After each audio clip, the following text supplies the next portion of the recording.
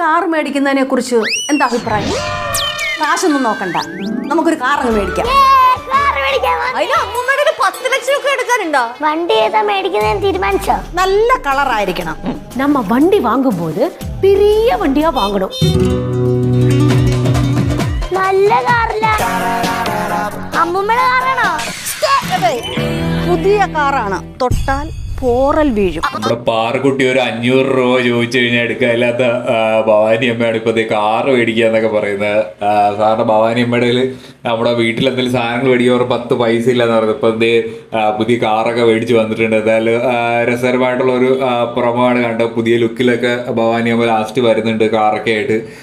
എന്നിട്ട് ഒരു ഇച്ചിരി ജാട കൂടിയ രീതിയിലൊക്കെ പെരുമാറുന്നുണ്ട്. ഇനി അതിന് സ്വപ്നമാണോ അതോ യഥാർത്ഥത്തിൽ നടക്കുന്നതാണോ എന്ന് അറിഞ്ഞൂടാ. ഭവാനി അമ്മ ഇനി ഡ്രീമിൽ കാണുന്നതാണോ ഇനി ഇതെല്ലാം ഒന്നും അറിഞ്ഞൂടാ. എന്തായാലും രസകരമായിട്ട് തന്നെ വരുമെന്നാണ് പ്രതീക്ഷിക്കുന്നത്.